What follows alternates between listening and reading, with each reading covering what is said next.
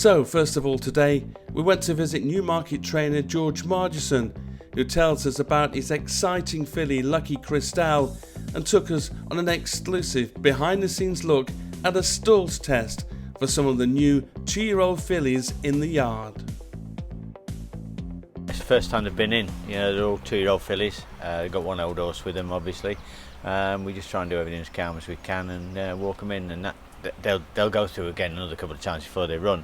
That's the first time they've been in, so that was good. We like to do everything steady and quiet, and obviously, as you can see from the way they went in and everything, they're all chilled out.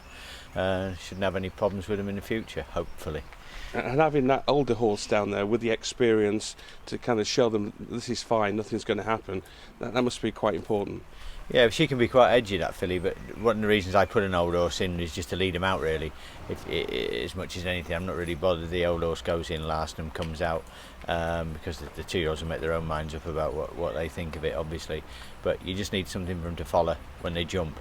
Otherwise, you get 3 2-year-old fillies like that come out and the stalls open, they'd be stood there for half an hour. Mm-hmm. But when they realise that the old horse which leads them on the canters every morning goes out, they tend to follow. As you saw from the second time, the first time they were a bit, what's happening here. The second time they're out, and then I would hope that next time they'll jump out on their own. They won't be too worried. It's a bit of a fine line, isn't it? You want to get them settled in there, but you also want them ready to come out, as you say. You do, but it's a time factor. You don't need to worry. You don't need to rush. Just until they're ready to run.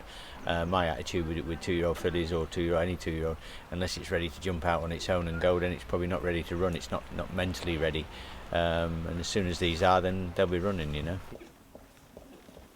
Talking to your daughters this morning out there on the gallops and the stalls test, there's one horse, the filly, who's here in the yard. Let's talk about the filly. It's Lucky Cristal. Lucky Cristal, yeah. She's actually learned you the highs and lows of racing. She's a fantastic filly, and nobody can sort of down me on her. She's a superstar and still is. It was very disappointing in the Guineas the other day when she broke. I would suggest there was 2 things went wrong in the Guineas, and I am still kicking myself in a view that she was a filly I didn't want to rush to get ready early. In a view that last year she held onto a coat a long while, and she did the same this year, which is why I couldn't particularly train her for a prep race. It's a little bit like Andre Fabre did with Miss France. He ran her at Deauville, Saint Cloud, in the trial race, and she did exactly the same as what Lucky Cristal did in the Guineas. And then they took the freshness out of her, learnt from that, and got her back to win a Guineas. And I'm probably not as sharp as Andre Fabre, but he knew his horse.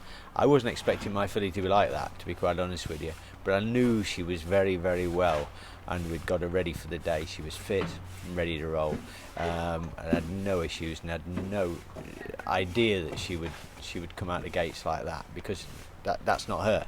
The only thing I would say was they crawled.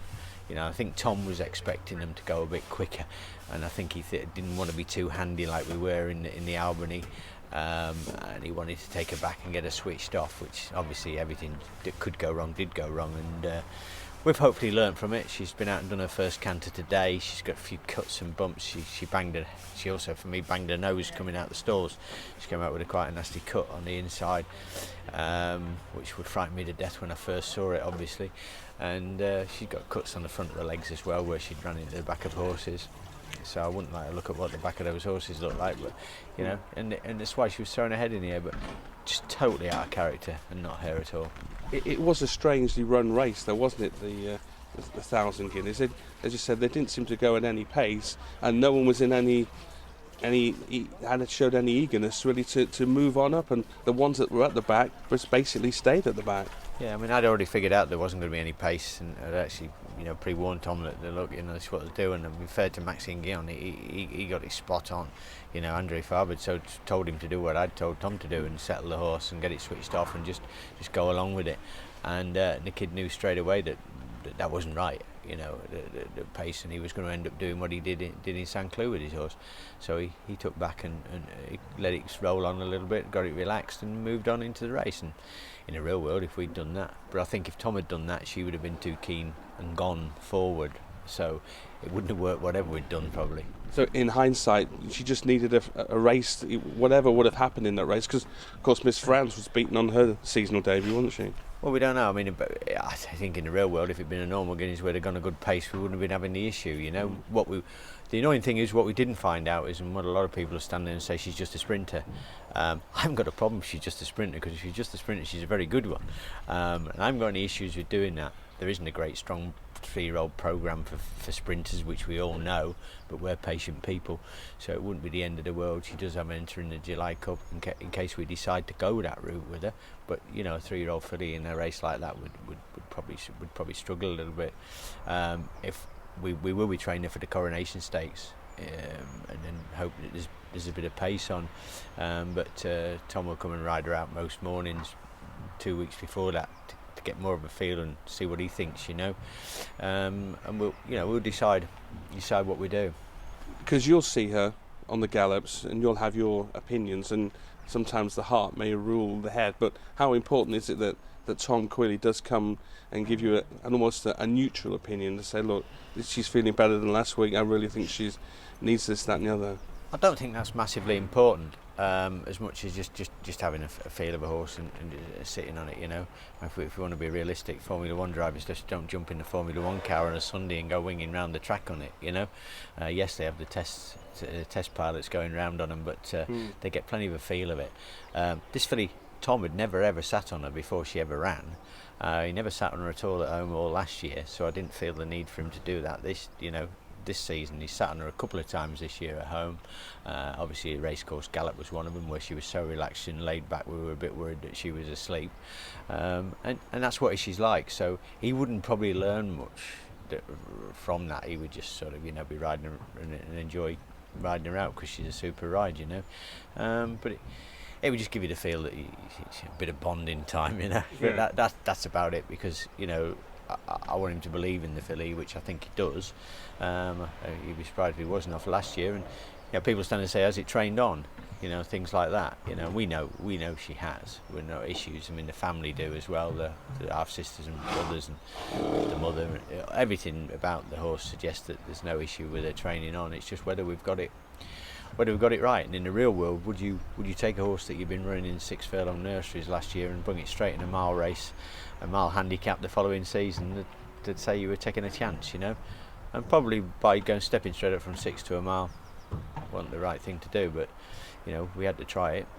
How important is it to you that you find out if she's a miler or not? You said you don't mind if she's a sprinter, but it'll give you a lot more options, a lot more doors will be open if she could become a miler.